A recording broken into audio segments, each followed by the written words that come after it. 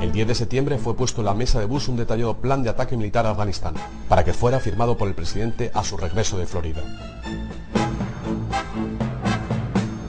La mañana siguiente se derrumbaban las Torres Gemelas.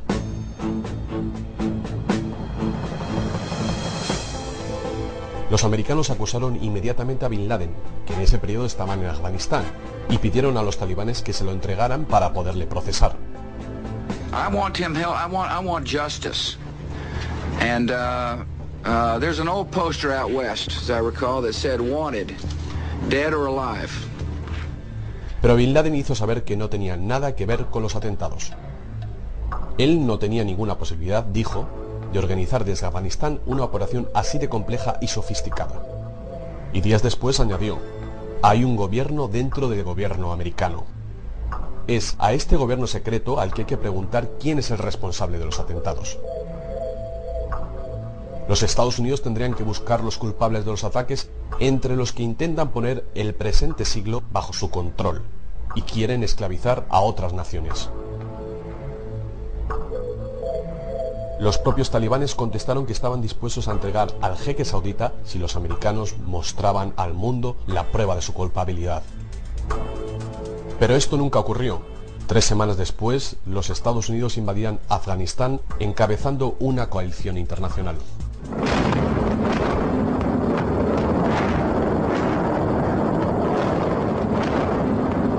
Después de derrocar a los talibanes, fue instalado en Kabul un gobierno de unidad nacional.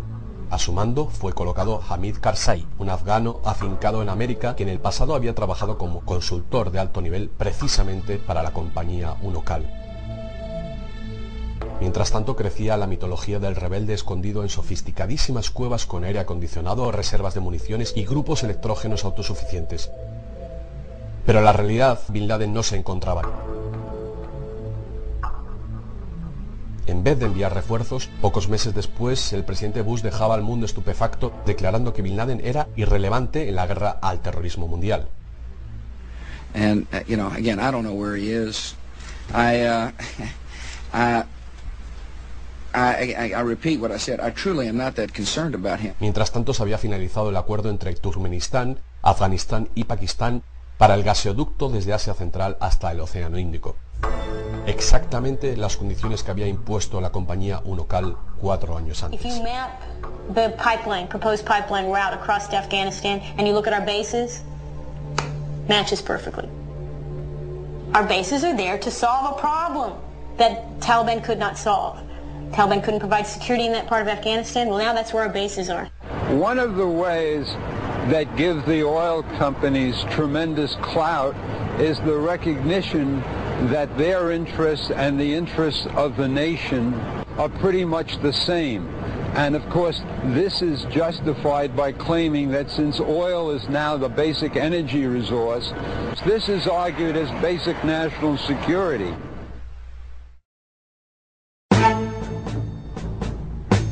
Pero el verdadero objetivo de los neoconservadores, como hemos visto, siempre fue Irak, que nunca tuvo nada que ver con el terrorismo.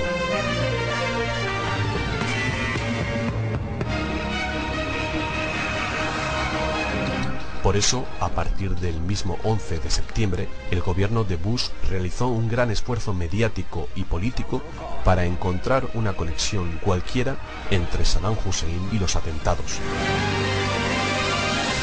General Clark has said publicly that on 9/11, as American couples were holding hands and jumping to their death, the White House called him and said, "Pin it on a rock." They weren't thinking about the Americans dying. They weren't thinking about the people who were committing suicide in order to escape the flames. They were thinking about 9/11 not as an attack, but as a gift. The president dragged me into a room with a couple of other people, shut the door, and said, "I want you to find whether Iraq did this." That George Bush wanted me to come back with a report that said, "Iraq did this." Paul O'Neill era el ministro de Economía que abandonó el gobierno de Bush cuando se dio cuenta de los proyectos que ellos estaban desarrollando. The questions such as why Saddam and why now were never asked. It's all about finding a way to do it. That was the tone of it. the president saying, "Go find me a way to do this." From the very beginning, there was a conviction that Saddam Hussein was a bad person and that he needed to go. He says that going after Saddam Hussein was topic A 10 days after the inauguration, 8 months before September 11th. The problem for the Bush administration is that plans that already existed for regime change in Iraq had to be justified. They couldn't just go in without public support. The public support was created by connecting Saddam Hussein to those fears of terrorism. The fear generated by 9/11, the fear of terrorist networks, has to be transferred to Iraq.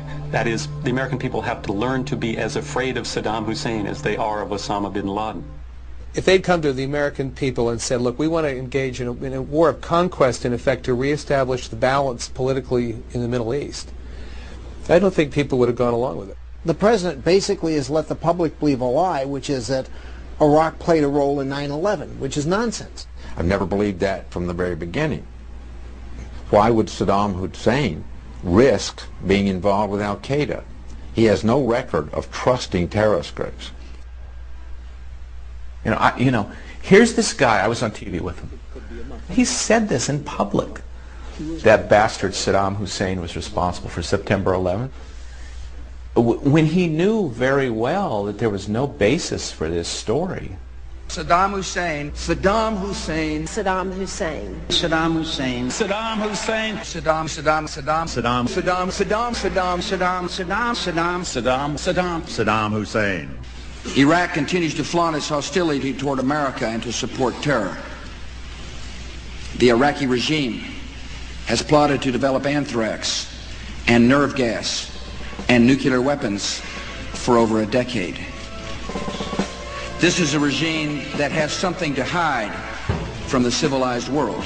The regime has the design for a nuclear weapon. Was working on in terms of the actual weapons that they've been producing. They've been busy in terms of expanding. Recently was discovered seeking significant quantities of uranium from Africa. Institutional capability to produce additional weapons. Iraq has weapons of mass destruction. Busy in terms of expanding their capability. They have weapons of mass destruction. Any country on the face of those weapons, year after year after year, knows that Iraq has weapons of mass destruction. A purpose, that they're purposeful about what they're doing. C'est ça qui est inquiétant, voir avec quelle facilité. The disturbing thing is to see how well-organized and repetitive propaganda, driving the point home into people's minds, can be so effective. We cannot wait for the final proof, the smoking gun, that could come in the form of a mushroom cloud. How much longer are we willing to put up with Iraq's non-compliance before we, as a council, we as the United Nations say, enough?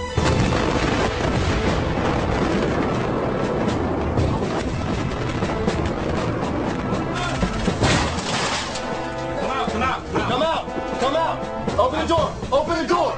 Get your hands up and come outside! Come outside! Everybody in the house needs to come outside! En Irak se comprendió muy pronto que iba a ser cualquier cosa menos una guerra de liberación. We just pulled out here yesterday just to come out and help protect the oil line. In a tank? In a tank.